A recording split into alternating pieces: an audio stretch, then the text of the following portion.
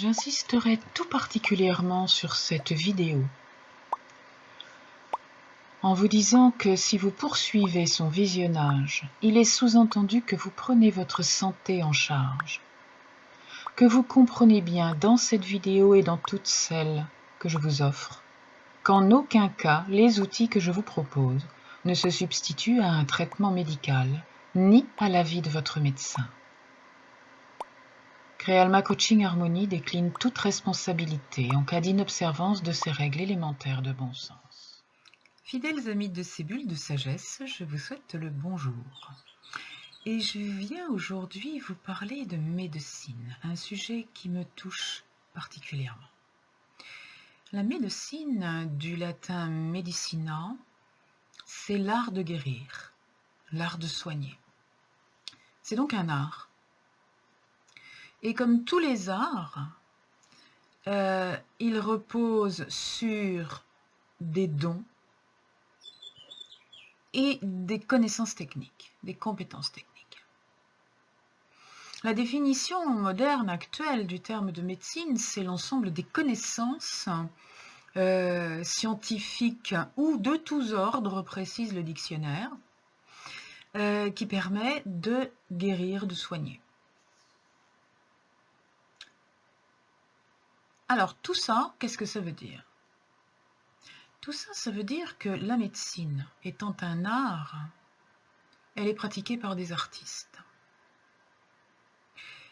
Et lorsque je dis ça, je le crois très sincèrement.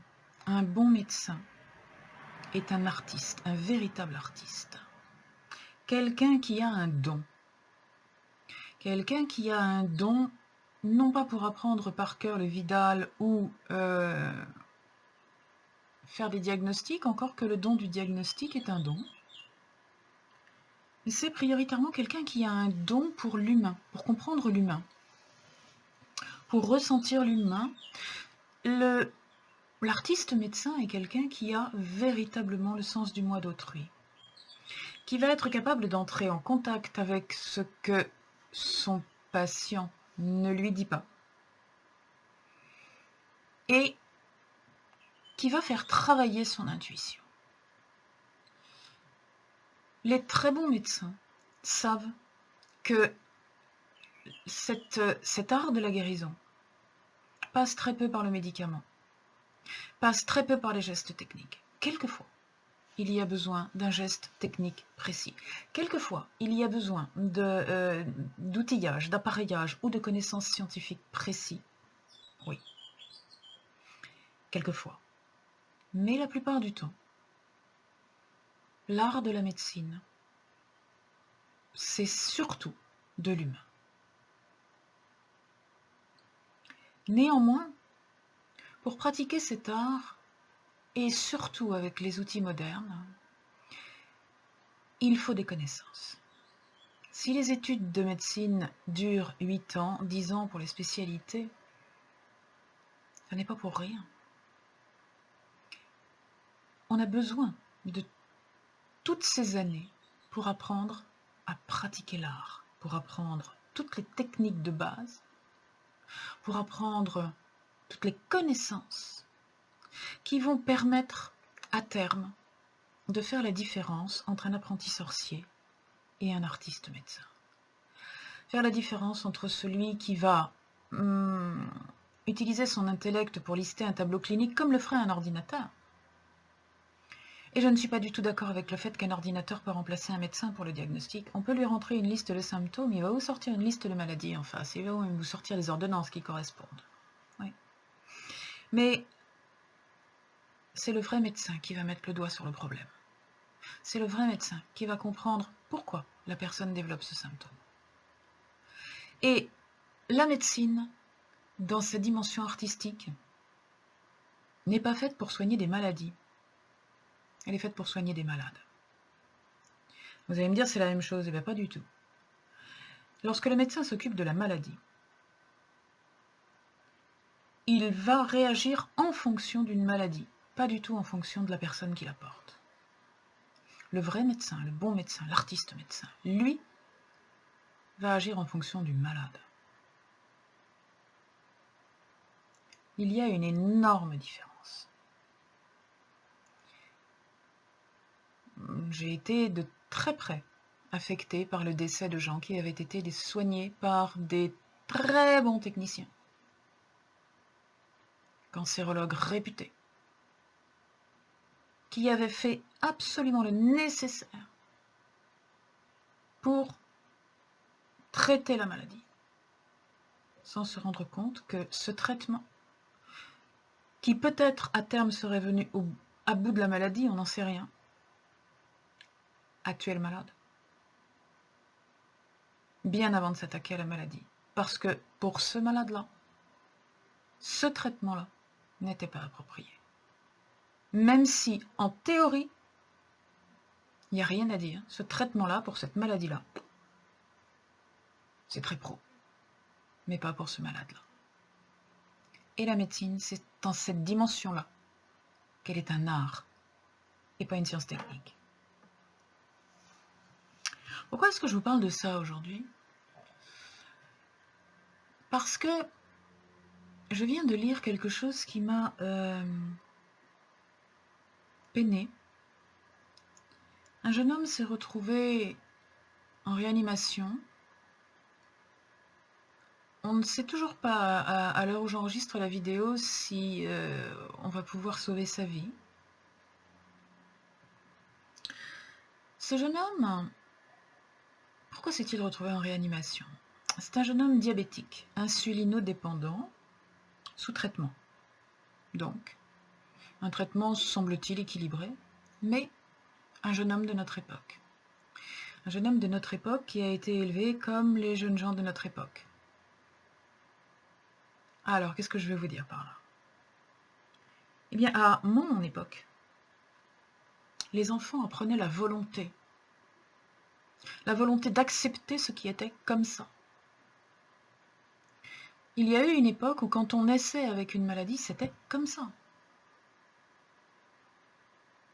J'ai eu un excellent professeur de droit lorsque j'étais étudiante, qui avait les pires difficultés à faire cours parce qu'il était très très handicapé suite à une poliomyélite. Et il s'était battu quand même, et il faisait quand même cours sous les colibets et les fous rires des étudiants, parce que le fait est que son élocution était particulièrement difficile à comprendre. Mais il le faisait, et pour lui, c'était comme ça. Il avait eu la polio, c'était comme ça. Il se battait avec sa polio. J'ai connu de nombreux diabétiques qui se piquaient à l'insuline, à une époque où les piqûres d'insuline étaient nettement plus handicapantes que maintenant, parce que maintenant il y a des pompes à insuline, des choses, on a beaucoup allégé les traitements. À une époque, c'était vraiment, il fallait que je m'isole pour me piquer plusieurs fois par jour. C'était comme ça. Le nouveau mode d'éducation, depuis le dernier tiers du XXe siècle, a fait qu'on a laissé croire à l'homme, et particulièrement aux jeunes gens, qu'il était tout puissant à tout changer et à tout modifier lorsqu'il n'était pas disposé à accepter quelque chose. Alors on s'est mis à discuter la vieillesse. On ne voulait plus vieillir, donc on voulait éternellement rester jeune, alors chirurgie ceci, teinture cela, je ne sais quoi. On s'est mis à refuser la maladie. On voulait refuser la maladie. Même si on avait une maladie, on ne voulait pas y croire. Alors on faisait n'importe quoi pour lutter contre cette maladie. Et là, ce jeune Jean, qui avait déclaré son diabète relativement tard, n'a pas voulu entendre que sa vie désormais serait différente. N'a pas voulu accepter que désormais il ferait partie des gens qui devraient se priver d'un certain nombre de choses, de consommer un certain nombre de choses, de vivre d'une certaine manière. C'était pas pour lui. Il n'avait pas envie de ça. Alors il est allé sur Internet, comme beaucoup de jeunes le font à notre époque, comme beaucoup de non-jeunes aussi d'ailleurs, et il est allé lire tout ce qu'il pouvait sur le diabète. Et il est tombé sur des vidéos qui lui disaient que, bien sûr, on pouvait guérir le diabète. Bien sûr, on pouvait faire autrement que les piqûres d'insuline, la pompe à insuline, et qu'il suffisait pour cela de faire comme ceci ou faire comme cela. Je ne donnerai absolument pas l'exemple, je ne citerai absolument pas l'exemple parce que je ne veux mettre personne en difficulté, ni le jeune homme hospitalisé, ni la personne qui a enregistré la vidéo qui conseillait de faire autrement. Mais le jeune homme a tout arrêté, il a arrêté son traitement et il a commencé à consommer ce que le, entre guillemets, naturopathe conseillait de faire. Et bien sûr, il a fait un malaise extrêmement grave. Et il s'est retrouvé en réanimation. Apparemment, pour l'instant, il a pu être sauvé. Je ne sais pas ce qu'il va advenir de ce jeune homme, je ne sais pas si on pourra le rééquilibrer. Ce que je voudrais dire en enregistrant cette vidéo, c'est que personne ne peut conseiller à un malade d'interrompre un traitement médical. Lorsqu'un médecin qui a fait 10 ans d'études et à qui son patient a fait confiance prescrit un traitement pour ce patient, le patient doit le suivre. S'il n'est pas en accord, s'il souhaite faire autrement, il a la possibilité d'aller consulter un autre médecin, de demander un deuxième avis et de demander à l'autre médecin si il est possible de faire autrement, s'il est possible d'arrêter, s'il est possible de diminuer, s'il est possible de remplacer progressivement, etc. Ça, oui, il peut le faire. Mais avec accord médical, avec l'accord de la personne qui a fait 10 ans d'études pour ça.